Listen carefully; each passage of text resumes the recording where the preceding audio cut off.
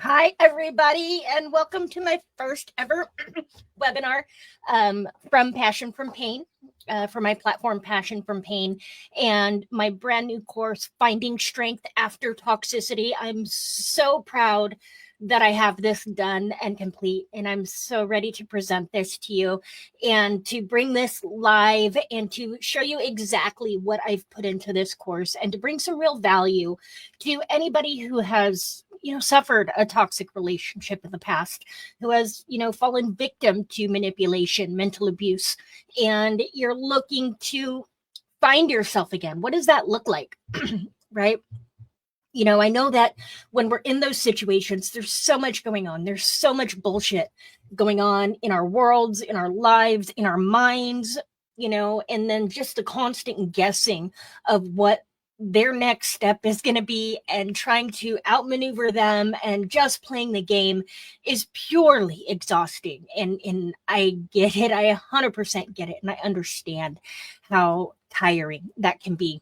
And that's what this course is about. It's about giving you the roadmap to getting back to yourself after leaving a situation or finding out who the hell that person is to begin with, because maybe you didn't even know who you were to begin with, which, we'll learn and we'll discover is one of the reasons why we end up falling for toxic situations to begin with, is because we don't understand who we are, what we want, what our boundaries are, right? We don't understand that. And so it makes it very easy for us to fall for these situations that aren't that great for us, that are toxic to us, that are abusive to us. And we don't want that. We don't need that. And so what we're going to do is we're going to go ahead and get into some of the material of the course. I want to give you guys a great idea, leave with some great information that you can apply to your own healing journey, but also, consider going deeper and joining the program and really honing in on that healing journey and really pulling out of you, your passions and your purpose, and really solidifying that healing as you go forward. Okay. And a little about me. As you all know, my name is Amy Pease, and I am a survivor of manipulation and toxic abuse from my own adopted family. I was adopted at a very young age. The adoption started when I was an infant. It was finalized by the time I was 5. And I was very grateful for being adopted by them. Do not get me wrong, because my biological mother was very neglectful. In fact, it almost killed me as an infant. And so it needed to be done. And I appreciate everything that my family had done for me, for sure. But it doesn't excuse the things that were done. And it took me a long time to come to grips with that. It took me a long time to get over that myself.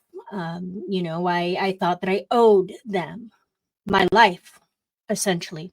And I was essentially raised that I did, family is, blood is thicker than water, but, we got to choose you, and, we love you. Most people didn't get to choose their kids, but we got to choose you. So you're even more special than most kids.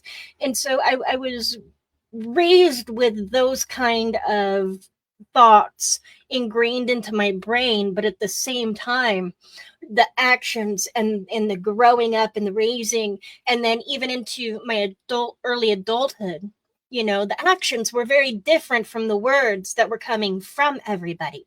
And so it was almost like they were trying to convince me that I owed them.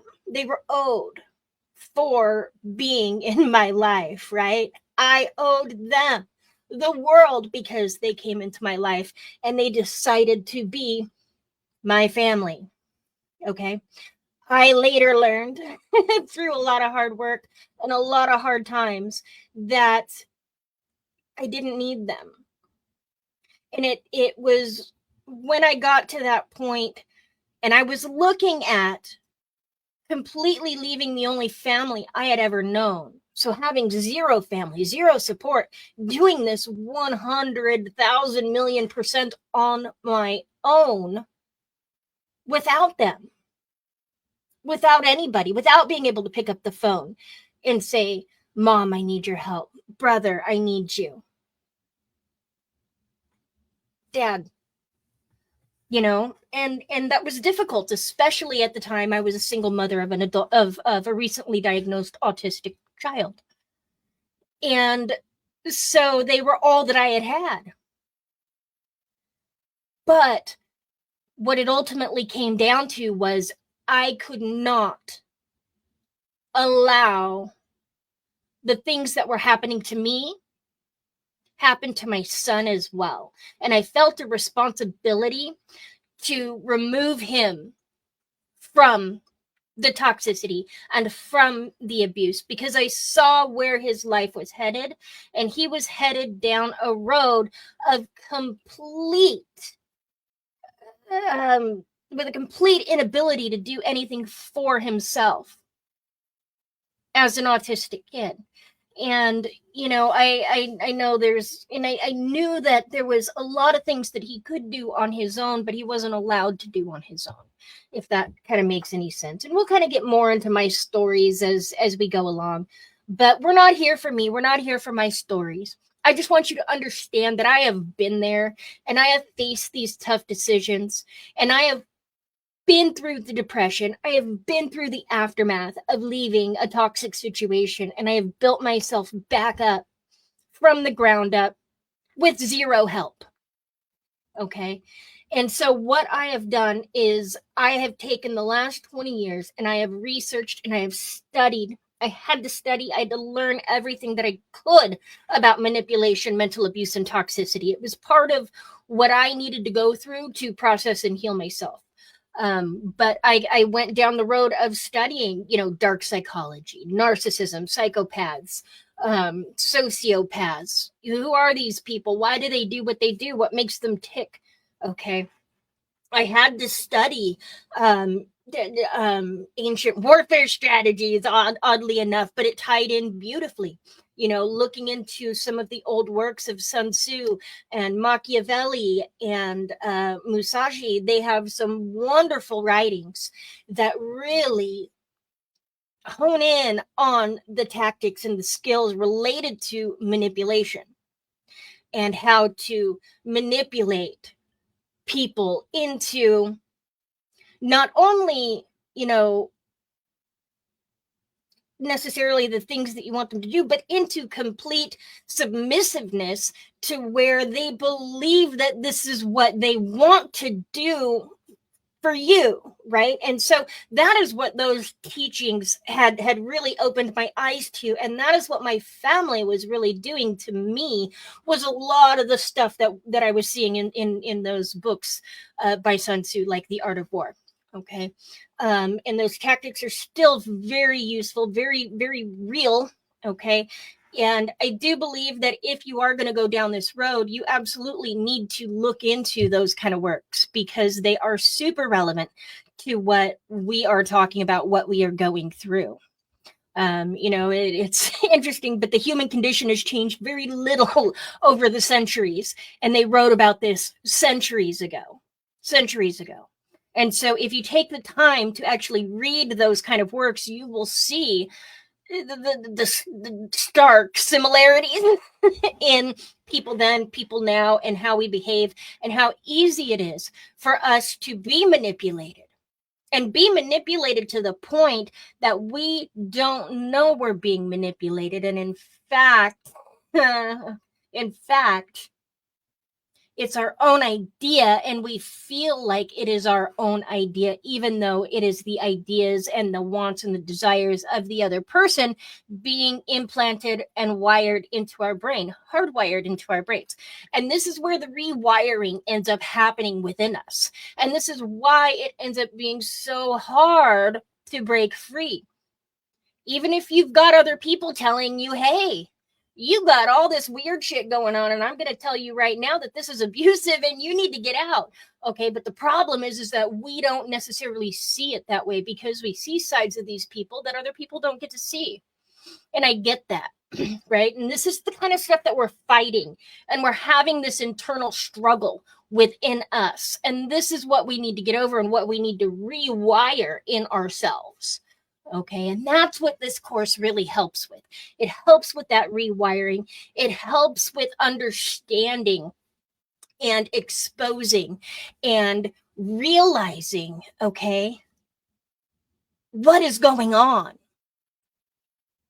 All right. So today I really want to talk about how do we stand back up after leaving a toxic situation? Okay. We get into these situations and our worlds are turned upside down and we feel stupid. We feel lost. Okay. We feel like there's no hope. The depression is very real, very painful. Okay. But we're here and we're living in it and this is our life. And so now we got to figure out how to get out of that. And we don't understand that when we are in our situations, when we are in our abusive situations, and we're thinking about leaving and we're dreaming about all the cool things that we're going to do once we're free. We don't realize, we don't understand, okay, the level of depression and the level of self-loathing and anxiety that is about to hit us. And hit us hard when we leave. And it's not because we miss them.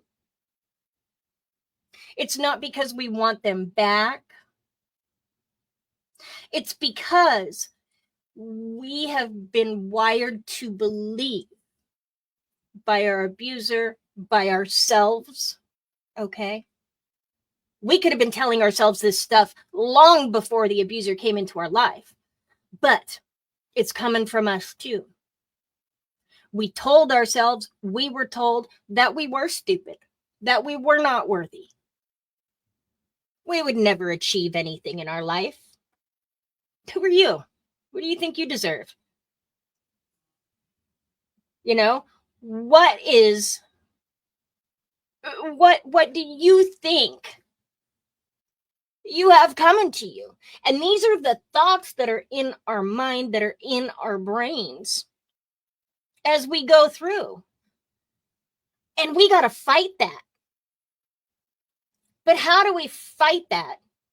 On top of just not wanting to show up for it because we have been through so much bullshit and so much pain already.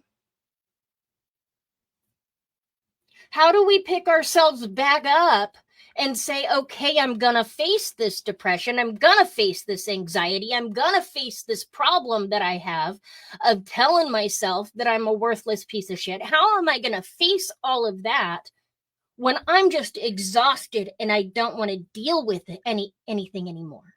I don't want to deal with it. I have been through so much pain and so much bullshit that I cannot put myself through anymore. So it's far easier to put on my clothes, right? Put on my smile and show up to work every day, collect what I'm owed, and go home and cry. I've been there. That was my life for so freaking long. And I don't want that for anybody else because I know how it feels and I know how lonely it is inside of ourselves, especially after leaving abuse. But if you've got depression, period, how lonely it is, even when you've got people around you, because you do feel like that nobody is seeing you and nobody is understanding you and nobody is hearing you. I get it. And then you get the anxiety on top of that because chances are you are not dealing with the responsibilities in your life. So then you have the anxiety on top of it. Where am I going to get the money to pay my bills? I'm worried about how my kids are going to turn out. I'm worried about the courts that I got to deal with. I'm worried about my job. I don't want to show up to my job, but I got to show up every day anyway. But now I'm all anxious and I don't want to be there. Now I'm doing a bad job at work, and we're just creating this anxiety fueled hypothetical world in our mind, but we're living through it through a depressed filter, mind you, every day. And we're putting the smile on and going through, and you're trying to tell me, we're trying to tell ourselves and convince ourselves that that is easier than doing the work on ourselves that we need to do and facing the pain and facing the past and facing the problems that we have. That's easier? I can tell you it's not. I can tell you that this what I'm going to show you is not going to be easy. It ain't going to be easy. I'm going to tell you that right now. Pick your hard. I'm sure you've heard it. Pick your hard. Either way is going to be hard, but one way you are suffering greatly, and another way you are thriving or beginning to and starting to see the light and the hope. That's what this is all about. And that's what my platform is about, you guys. And that is what I want to bring together. Nobody talks about this part of it. Nobody talks about this. But this is where I want to help. This is where I want to show you. This is what I have been through. This was my life every day. This is my life every day. And this is where I'm going to help everyday people get through their everyday. Their everyday. We just got out of the beta program of this course, and the reviews were astonishing. I am so grateful for my beta testers. You guys were wonderful. If you're out there watching today, I love it. I love you. It was beautiful. I thank you for all the wonderful words that you've given me and the encouragement. And I just want to say that I am so proud to have every single one of you in my life and consider you friends and colleagues as you help me put together my courses and let me know, what's working, what's not working. And I just wanted to put that out there for you guys. But anyway, let's get into this because I know we got stuff we got to do today, right? Okay, so let's get into this. All right. So the method that I have put together is called the strength method, okay? And this is the method that it takes. This is what it takes to build a solid foundation, an unshakable foundation to go forward and go on your healing journey. If you do not have a solid foundation to go on your healing journey, and you don't have a plan, and you don't know what you're doing, you are not going to stick to it. And it will take you 2 decades like it took me. Okay? So the strength method is my proprietary method to building that solid foundation to go on this journey. This is everything that you need to know to go on the journey, stay the course, and when, because it will happen, when you veer off course or life just decides to life your ass up and down, you know how to put yourself back on course. Okay? Because all is not lost. You just got to get back onto course. It's okay. We give ourselves grace and we get back after it, right? We fall forward is what we do. Okay? And so the strength method is the way to do that. Okay? And so we're going to be going over standing back up. Okay? Where your true transformation is going to begin. Getting to that point within us where we say, I have had enough. I am disgusted with where I'm at. I am at rock bottom. I am at rock bottom. I cannot tolerate this for my life anymore. I cannot take this anymore.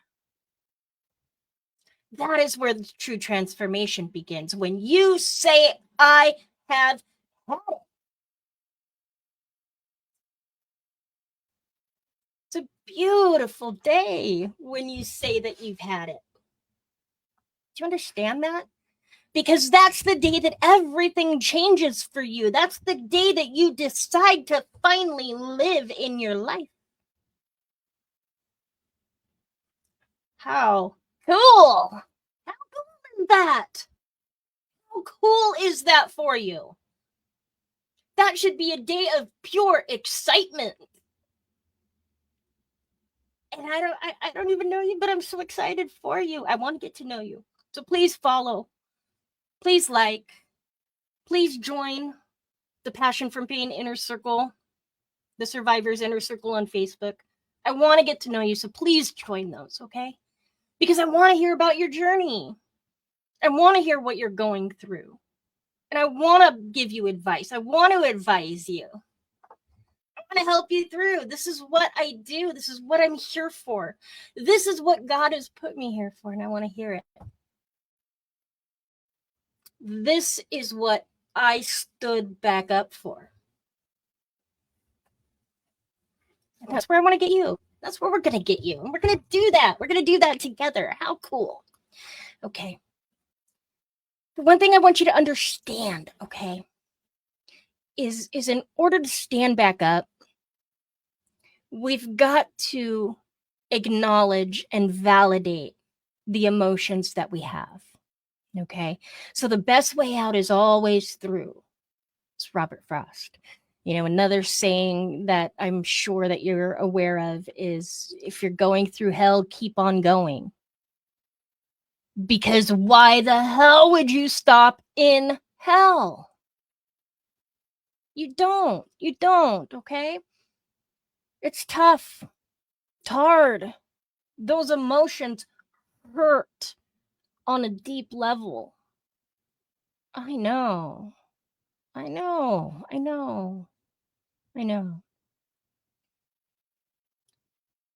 But we need to acknowledge them, and we need to validate them as a real, true experience.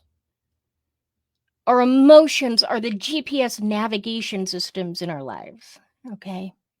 If we ignore them, if we silence them or suppress them, we're going to head in the wrong direction. Guarantee you. Embrace them, listen to them, learn from them, and you will never lose your way. Ever. I promise you that. Even the emotions that hurt.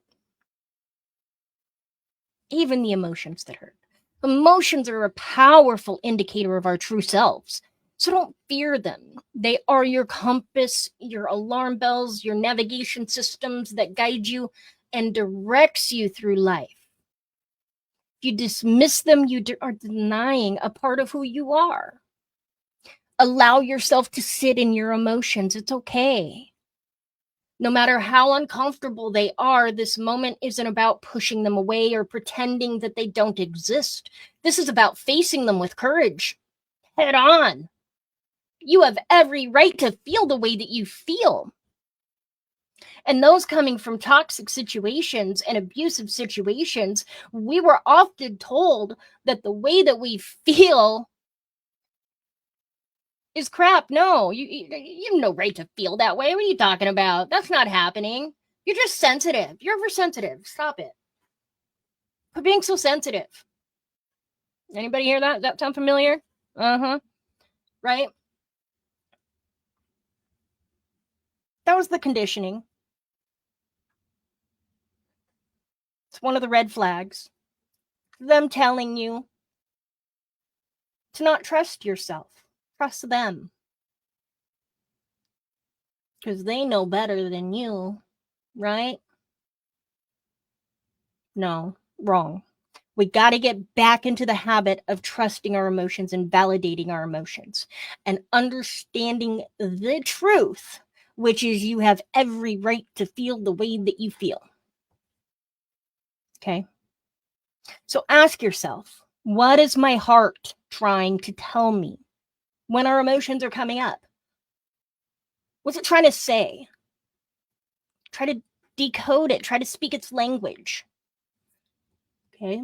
If the answers are not apparent in sitting or listening or meditating, even, okay, I have a hard time meditating. You guys will learn all about that about me. But if it's not apparent through meditation and listening and sitting in the emotions, use tools like art and music and journaling and writing.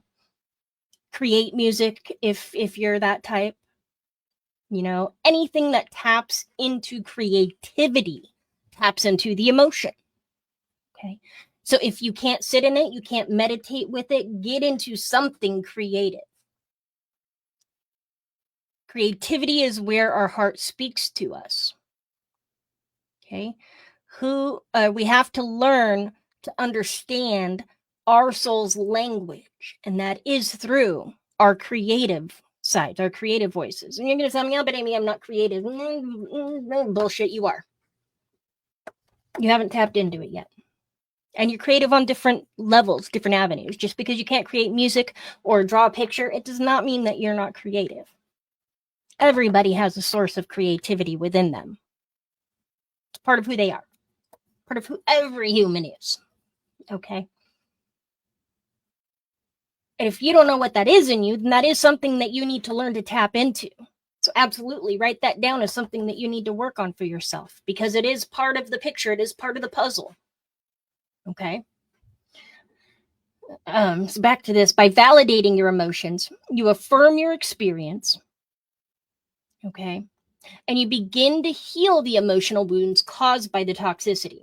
This isn't just about self-care, okay? It's self-empowerment. You own your emotions and you let them be the foundation for your strength and your recovery. If we don't feel the emotions, we're not going to get the lessons on the levels that we need to get them in order for those lessons to stick and for us to understand on a physiological level, okay, what they're telling us. And that's what we need to understand when our emotions are arising. They are telling us something. And if we don't understand it to the core of who we are, we're not going to listen. Okay, we're not going to do that. But that's how the patterns and the habits and all of that, that's how they're formed. And it's through patterns and habits that we get ourselves into either crappy abusive situations, or we get ourselves into phenomenal situations that lead us to growth and to prosperity.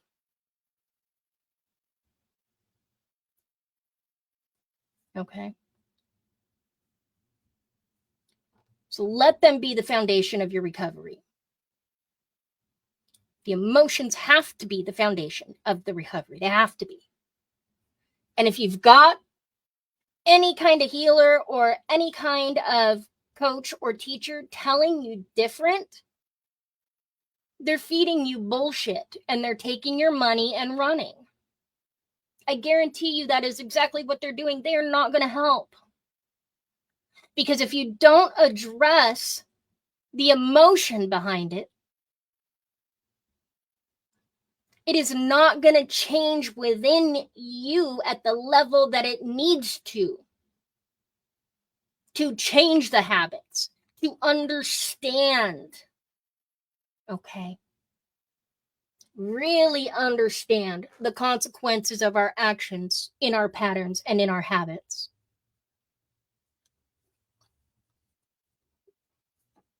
You can read books on changing habits and what it takes. There's a whole science behind it.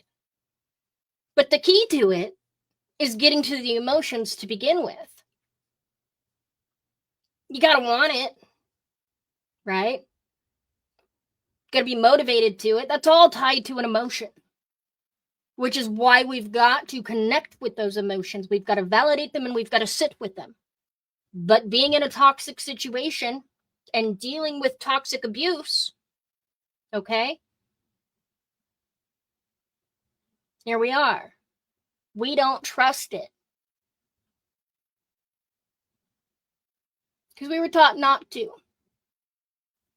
We were taught that other people knew better for us, right? Yeah, I know. I know. Strong emotions are an indicator that we need to address something. Okay? Something we need to address, something needs to change. We need to act on something in our lives. Emotions are an indicator that action needs to happen. Depression, anxiety, anger, fear, hate, love, passion, all of it, good or bad, indicate action needs to happen. Inaction or acting against our emotional compass disrupts our energies, our internal systems that can manifest in the physical symptoms that with time leads to, chronic conditions too.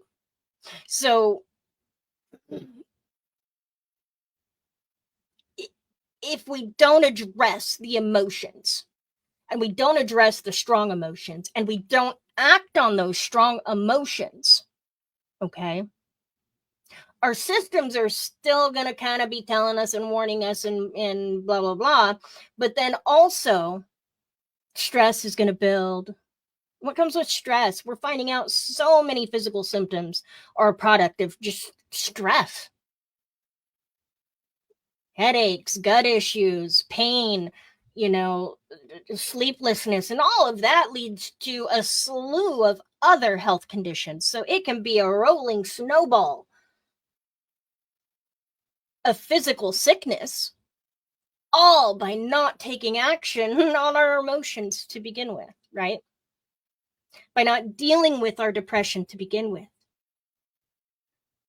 By not seeing depression for what it is, and that is an indication that we are not happy in our lives and something needs to change. But it's not just sitting in that. It's not about just taking a pill and saying, okay, I'm going to pop a pill and be happy in my crappy situation. I did that for years, didn't help me, made it worse. Now understand, if you're taking medications, I never advocate for you to stop taking your medications. Okay, that is between you and your doctor. Don't ever say, oh, Amy says. No, I don't.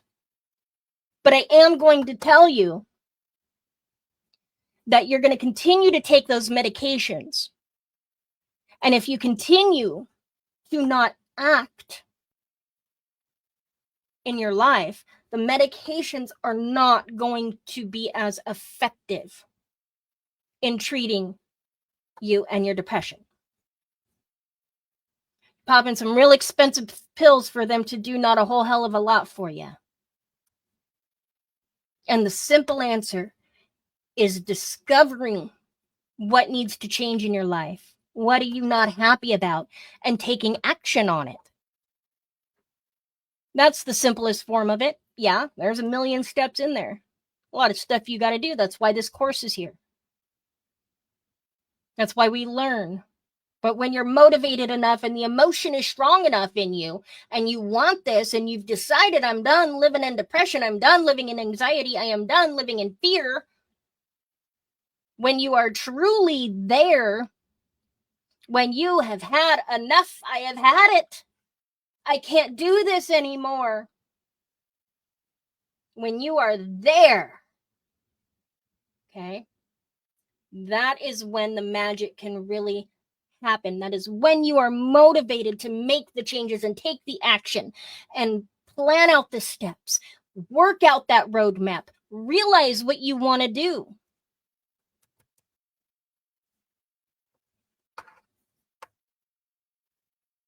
Okay. Silencing, ignoring, drowning out, or numbing our emotions with cheap pleasures and escapes just teaches our nervous system that we don't need it. So that's the other thing that we could do. We could go to the cheap escapes: drugs, alcohol, sex, pornography. The cheap escapes, the things that feel good in the moment, but only make everything so much worse on levels that make it even more difficult to come back from. You understand that? Helps in the moment. I get it.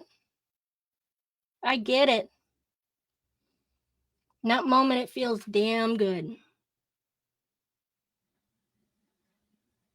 But when it's done and it's all wore off, what are you going to do then? What are you going to do? And I don't want that for you. I don't want that for you. Those are not the answer. They're not the solution. They're never going to fix any of it. The only thing that's going to fix everything is changing your situation, taking accountability, and deciding that I've had enough of living like this. And then taking the action and the appropriate steps to change all of it. Okay? And I understand that you're hurt. And I understand that they abused you. They took advantage of you. They manipulated you. They lied to you. They betrayed you. And they're probably still doing it. I get it. But I can tell you that drowning it out in cheap escapes is never the solution. It's not the answer. Not the answer. And it just makes it so much harder to pull ourselves out. Okay, the more we seek external emotional regulation, the more we train ourselves to ignore important nervous system functions. Fight or flight, for example, will become either frozen, okay, causing a perpetual state of anxiety or nervousness. I lived that. Oh, yeah. That was no freaking fun. Or it won't kick on at all when we need it to warn us of the dangers ahead. Why do you think that so many people who perpetuate violent crimes on others often try to get them intoxicated first? Drowning out their nervous system, their fight or flight, their warning sign, their ability to notice the red flags. That's what these cheap escapes do. They put you into the vulnerable position for you to be taken advantage of. And so treating ourselves after leaving an abusive situation or a toxic situation, treating the depression and anxiety with cheap escapes is only preparing us for the next abusive situation that is just waiting for us. If you want to end the cycle of abuse and toxicity in your life, we have to deal with the emotions, and we have to do it in a healthy way, in a way that serves us, moves us forward, keeps us in tune with our emotions, keeps us connected with our emotions, okay? And in a way that doesn't silence them. They're so important to us, so important for us, that we can't drown it out. We can't ignore it. We have to listen to it.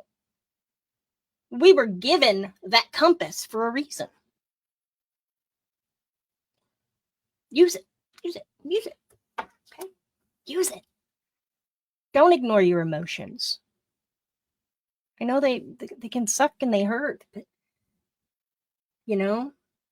they're the key to all of this for you.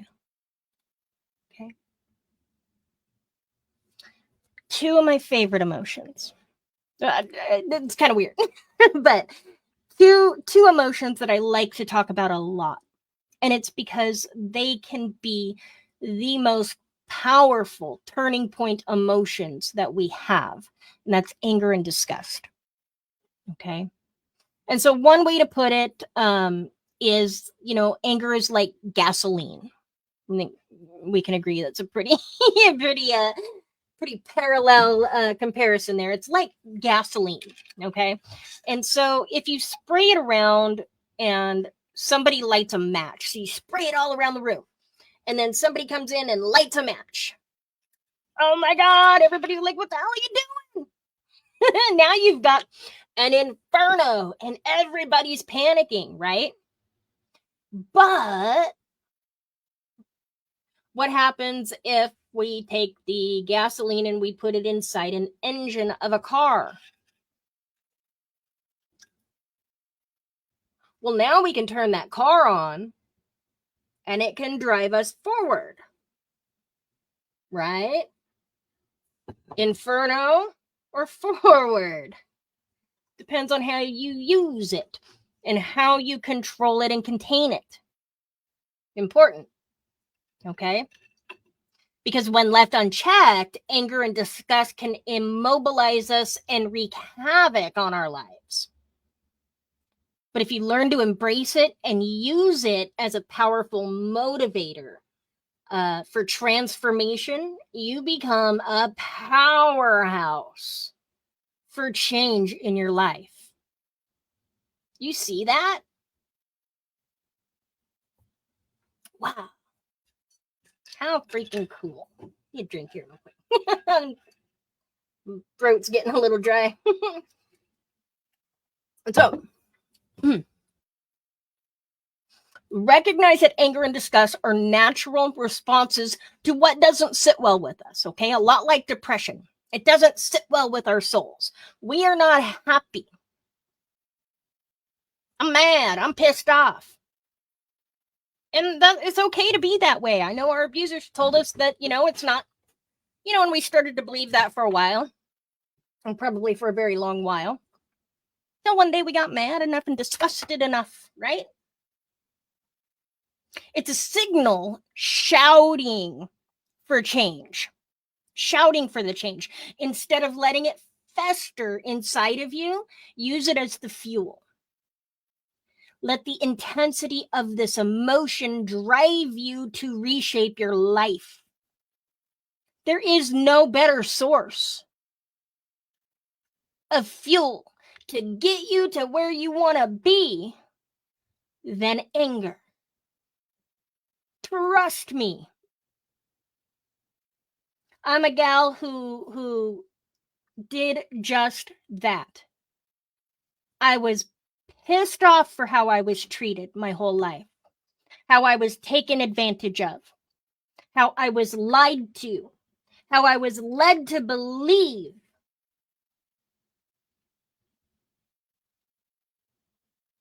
that I wasn't worth anything else, that I couldn't do anything else for myself. God damn, that is what they would tell me. I would never be able to do anything on my own, and yet I was the only person in the household working and bringing in an income. And I believed them. But that's how the manipulation works, right? That's how they get in your mind and they twist it all up. What doesn't make any sense to me now, what didn't make sense to perfectly rational people back then, made perfect sense to me. Okay, but then I got to the point where I could see what was happening and I was pissed. I was angry. And there was this anger that was brewing inside of me that could not be calmed, it could not be extinguished until I got to that point where I had had enough and I confronted everybody. And that is when the true narcissism started to come out.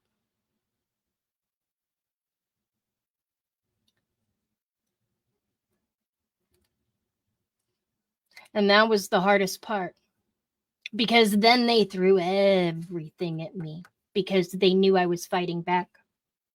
When you start to fight back,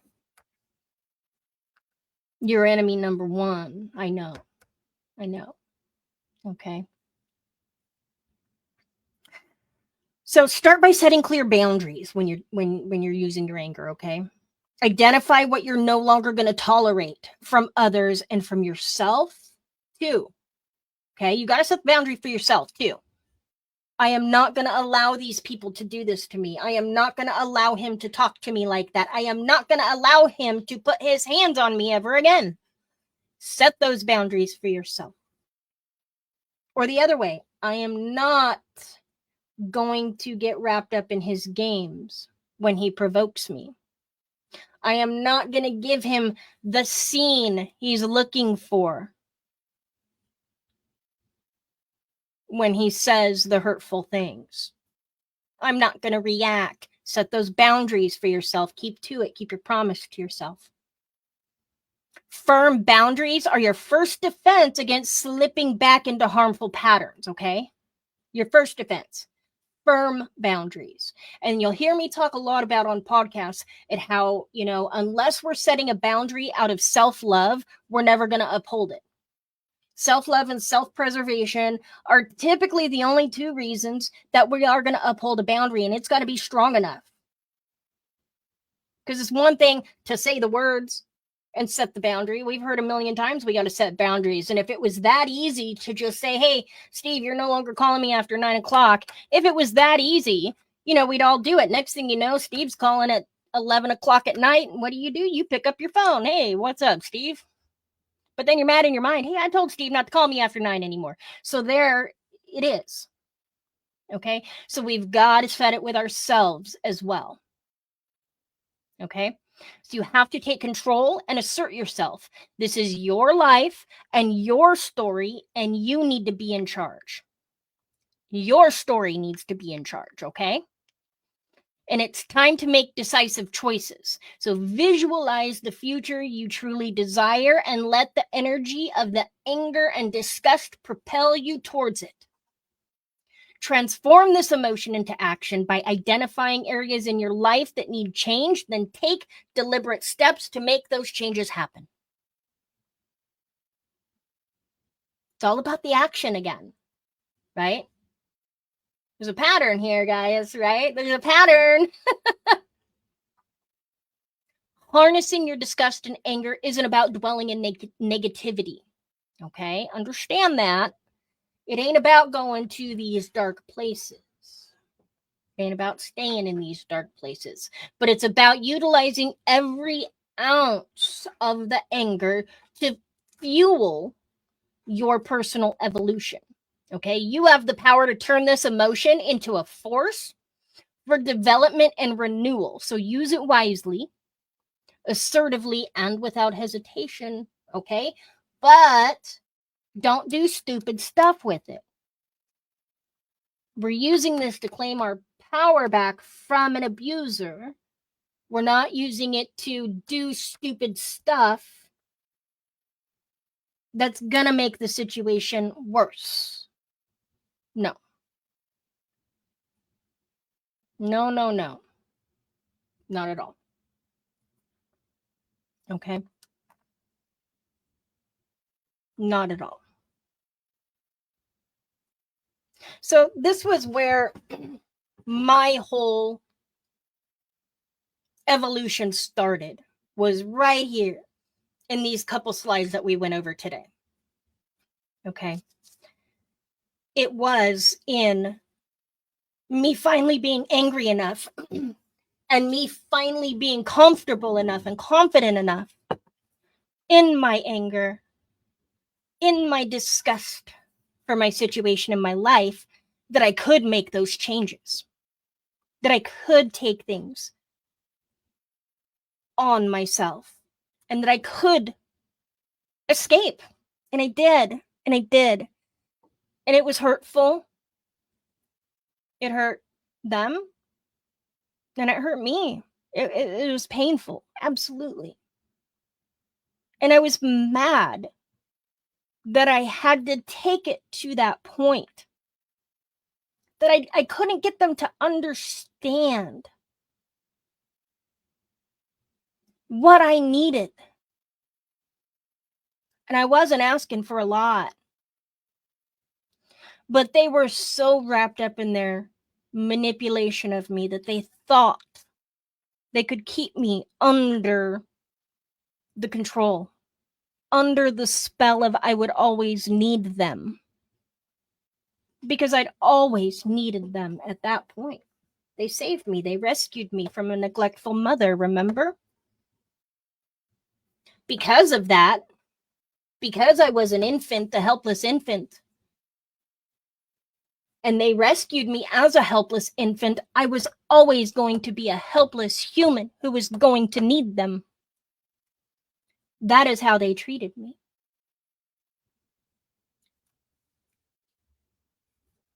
And yet, I was the only one that could go out and provide for them while they all sat at home and did nothing. And took away my access to my finances. Didn't have access to my own bank account. I worked 80 hours a week. And I couldn't pay my rent. And that was just the tip of the iceberg, right? But you can see how 25 years of a life like that. Okay, it started at 13. So 13 to 28. So 13 to 25, okay? That's how long I supported these grown adults in my life. And that's how long I was depressed. That's how long I took medication to make me happy in my crappy situation.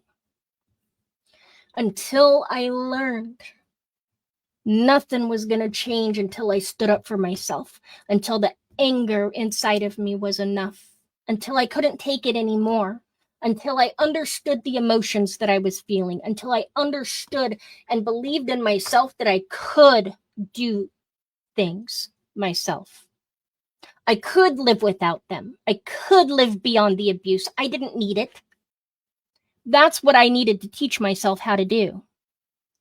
I did it. God damn, I did it. I did it. And it was absolutely the hardest thing that I ever did. But the proudest thing I've ever done. And now my kids get to see the strong me. They don't know the weak me.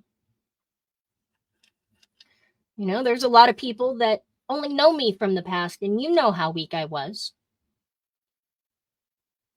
And now I'm not that person anymore because I did the work on myself. I escaped the toxicity. I escaped my abusers. And here I am now, free from it all. I'm free from it all. And I did the work. I worked on the depression. I worked on the anxiety. I worked on my issues. And I continued to fall forward. Always fall forward. Never fall backwards, right? That's what I did. And it was difficult and it was hard. And there were times that I wanted to give up. And there were periods of times that I did give up for a little while, you know, but I always got back on course. Always. You know, and one more thing that I want you to understand, kind of what I want to leave you with here before we go, is I want you to understand something, okay? And especially as you go through this and you're researching and you're looking at healing journeys, you're looking at different education platforms or healers, I want you to understand one thing really, and that is there is no such thing as being 100% healed. Ever. It's not a thing, okay?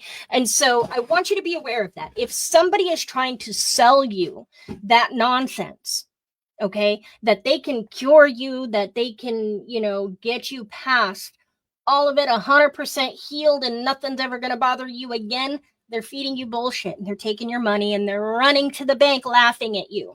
I promise you. They're manipulating you and they're taking advantage of your situation. Okay? Also, anybody that tells you that you can heal without addressing the negativity that happened in your life and the toxicity or the abuse, okay, it is not possible. Not possible. You have to be able to process those emotions. You have to understand those because it is always going to come back. That's why. The depression always comes back. The anxiety always comes back. The fear always comes back.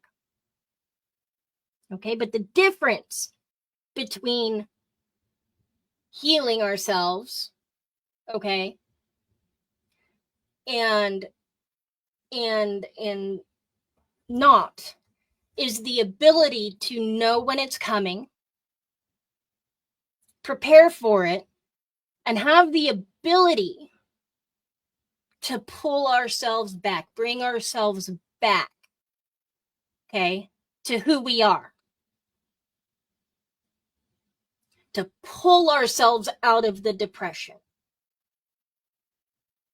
I can't tell you how many times the depression has come back on me. So many times. But I know how to put it in check.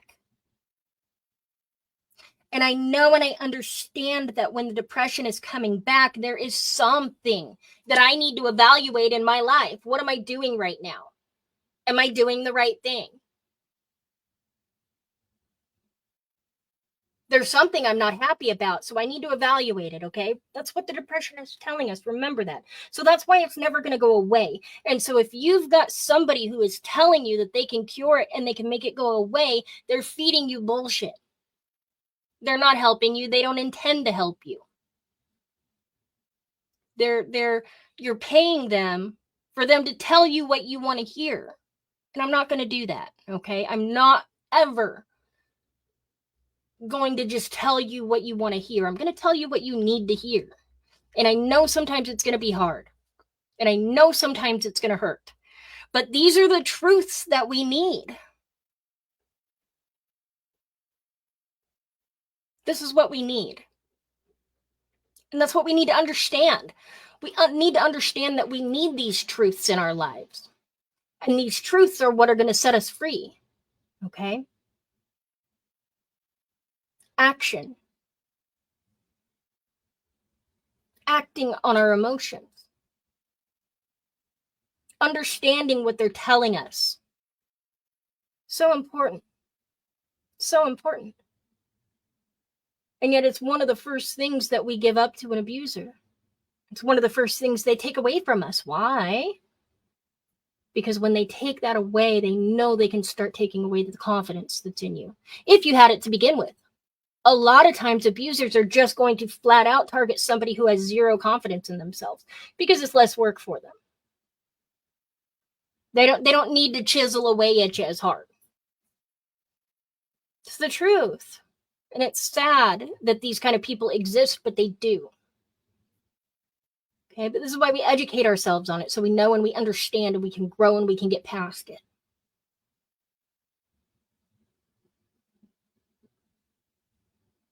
I want to thank you guys so much for showing up today, watching, learning. I had a blast presenting today and sharing. And I'm going to make these a lot more regular. If you're interested in learning more, if you're interested in taking my course, Finding Strength After Toxicity, please get a hold of me. My website is passionfrompain.com. Okay. Reach out to me on Facebook, message me on YouTube, Instagram, TikTok. I'm on all of them. Reach out. It's always the first step. If you're at that point that you are disgusted with where your life is, you're angry and you're ready, you just don't know where to go and you need that roadmap. I have the roadmap. I can show you where to go. Okay?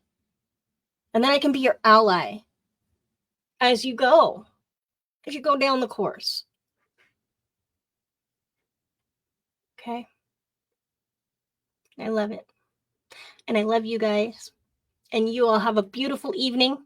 And I will see you next Friday. Same time, 3 p.m. Pacific Standard Time. And this is Amy Peace, founder of Passion from Pain. And we are talking finding strength after toxicity. Put in the description and in the comments anything that you've got to say on the matter and the subject. And then don't forget to join my new group, the Passion from Pain Survivors Inner Circle.